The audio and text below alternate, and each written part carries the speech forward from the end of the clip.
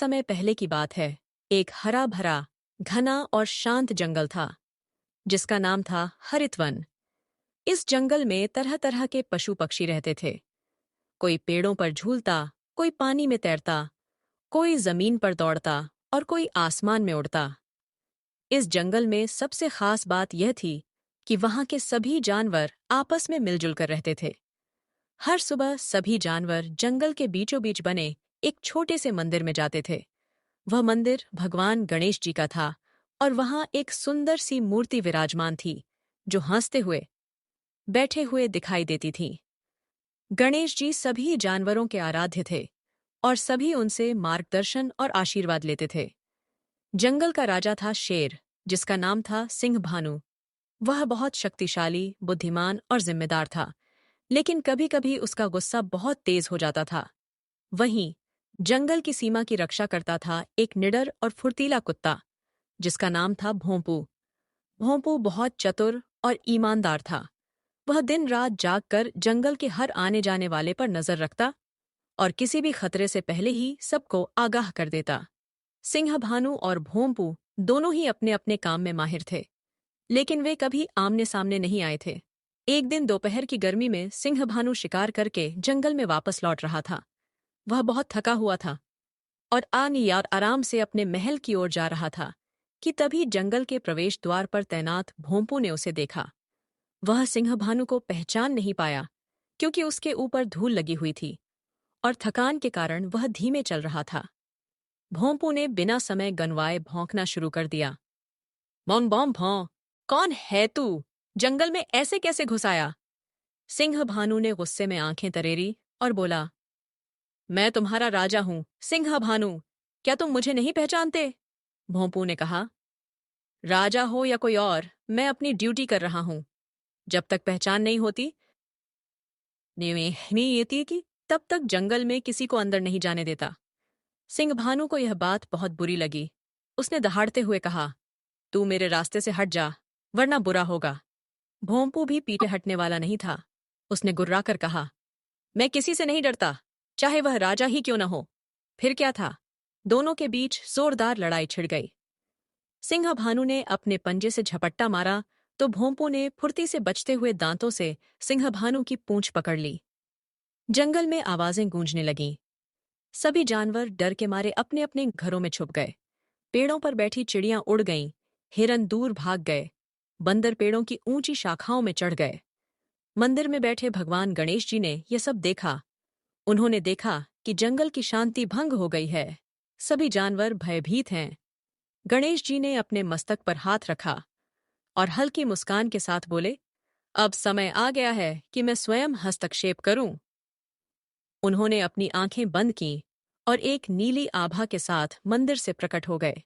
गणेश जी के प्रकट होते ही पूरा जंगल शांत हो गया। हवा ठंडी हो गई, पक्षी वापस लौट आए और दोनों लड़ते लड़ते चौंक कर रुक गए। उन्होंने देखा कि भगवान गणेश जी उनके सामने खड़े हैं। उनके कान लंबे, पेट गोल और हाथ में मोदक की थाली थी।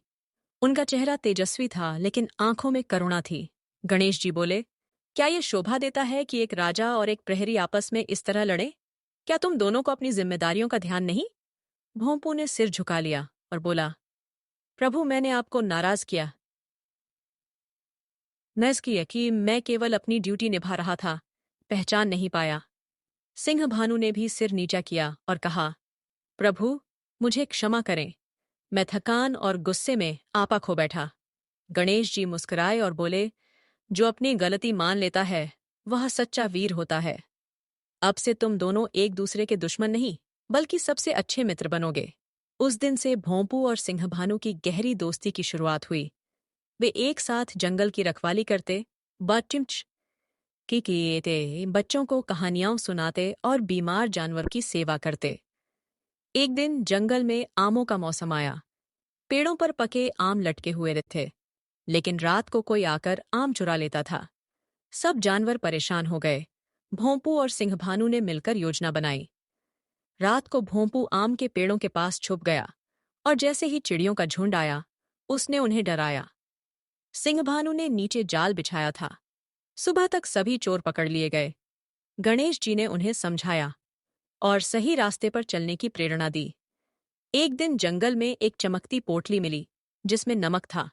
सभी जानवर आपस में लड़ने लगे कि यह किसकी होनी चाहिए। कोई कहता मैं नमक से खाना बनाऊंगा, कोई कहता मैं नमक से घाव भरूंगा। फिर भोंपू और सिंह भानु ने यह मुद्दा गणेश जी के सामने रखा। गणेश जी ने सभी को समझाया कि नमक सबका है और इसे मिलजुल कर इस्तेमाल करना चाहिए। तब सब ने मिलकर नमक बांटा। धीरे धीरे जंगल में एक नई परंपरा शुरू हुई, मित्रता महोत्सव। हर साल इस दिन सभी जानवर मिलते, खाते पीते, नाचते और अपनी दोस्ती को मनाते। भोंपू और सिंह भानु की जोड़ी इस महोत्सव की शान बन गई।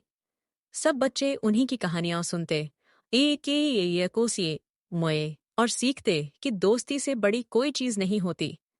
एक दिन गणेश जी ने सब जानवरों को बुलाकर कहा, अब मुझे कैलाश पर्वत लौटना है, लेकिन मैं हमेशा तुम सबके दिलों में रहूंगा।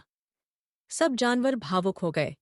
भोंपू और सिंह भानु ने हाथ जोड़कर कहा, प्रभु, आपने हमें सिखाया कि समझदारी, धैर्य और माफी से हर झगड़ा सुलझ सकता है। गणेश जी मुस्कुराए और धीरे धीरे आकाश में विलीन हो गए।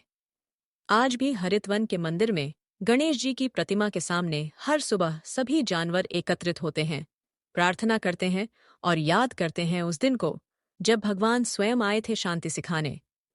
बच्चे बड़े होकर अपने बच्चों को भी यही कहानी सुनाते हैं कि जब शेर और कुत्ता आपस में लड़ पड़े थे, तब गणेश जी आए थे और उन्होंने दोस्ती का वो पाठ पढ़ाया जो हर पीढ़ी तक पहुंच गया। और इस तरह हरितवन जंगल सदा के लिए बन गया समझदारी, शांति और दोस्ती की मिसाल।